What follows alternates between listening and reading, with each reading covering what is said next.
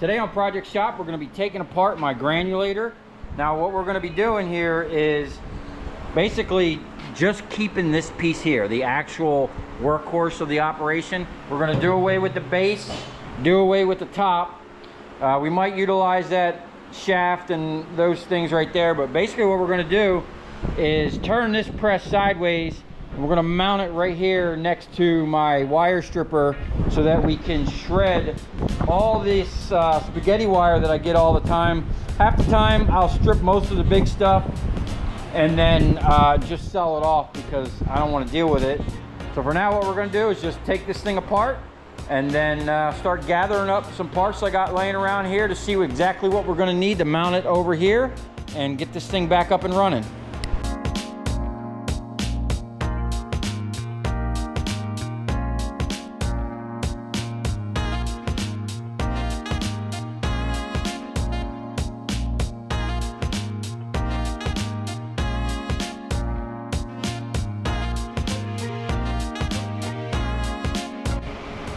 Okay, now that the guards are off, you can kind of see what's going on here.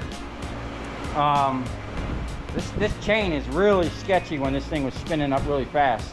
And over here used to be a 3-phase motor with planetary gear. So this thing spun pretty slow, probably not much faster than that when it was originally chopping plastic.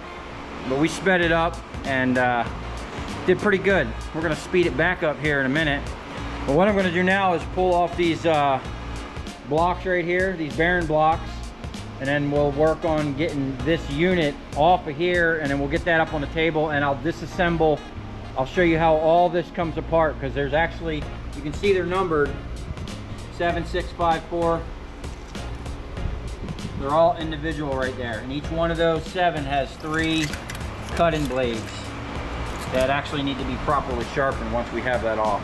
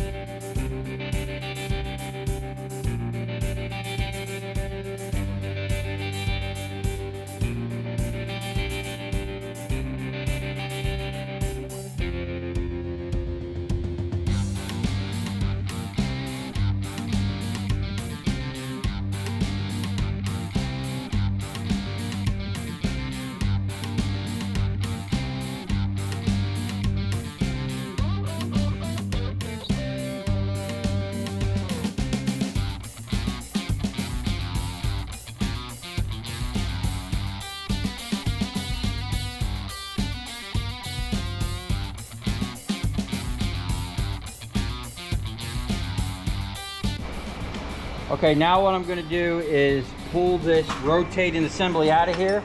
I already pulled out this Allen key and this giant washer that was right here. And that's the one. No, this is it.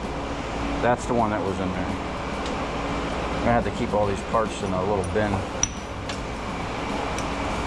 And then I'll show you how all this stuff comes apart.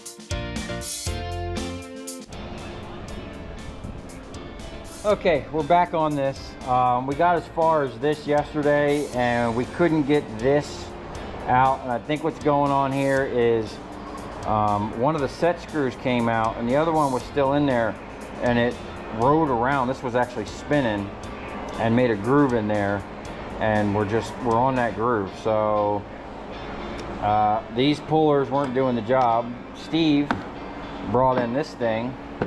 I've never even seen one like this, but this is basically a puller with a jack on it. So we're gonna see how this works and hopefully not destroy nothing. We did bend. We're gonna have to kind of drill that out and tap it a little bit, because I put the puller in there and it bent that. And this puller here has got an even pointier point.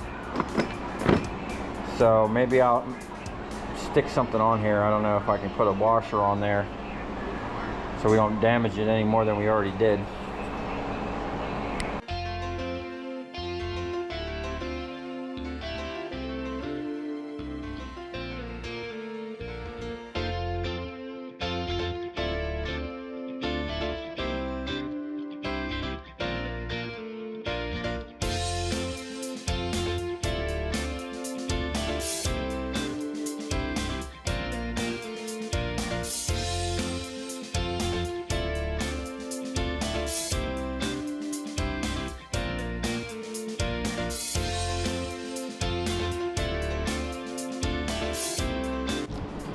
Okay, that puller made light work of this bearing.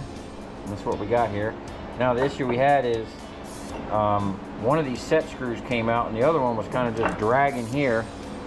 I put a groove in there and then the whole bearing was spinning and looked like it grooved up the whole thing. I don't know how well that's coming through, but there's a nice groove here. We're probably gonna have to weld this up and then chuck it up in the lathe and turn it down. Okay, so now what we're going to do is take our Allen key and loosen up these screws here and back this off, and all 7 of these blades should slide right off.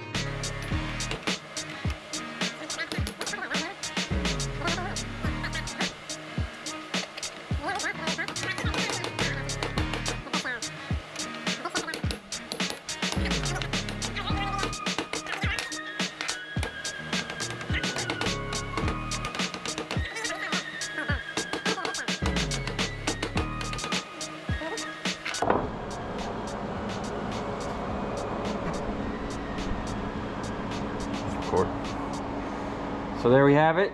That is a, I believe $700 or $800 they quoted me to replace these. Oh, that might be it there. Look at that.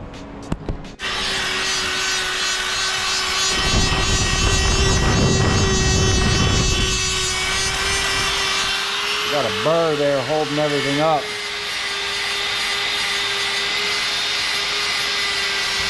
Hopefully this thing's not too trash.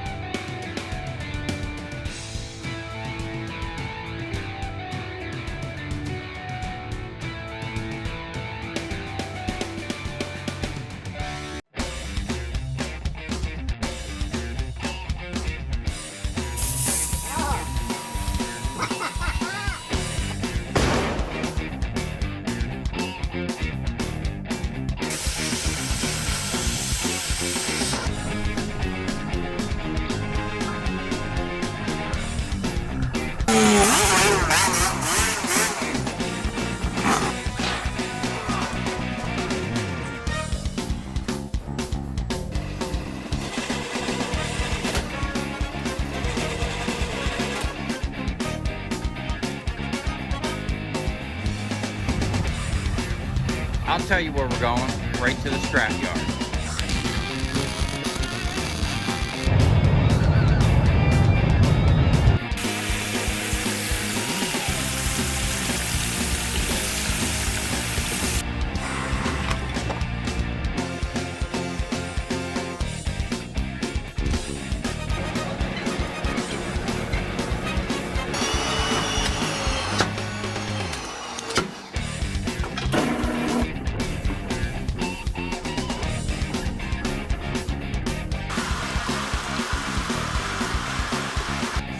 Watch it. Look, it's dancing. You ever seen the copper dance before?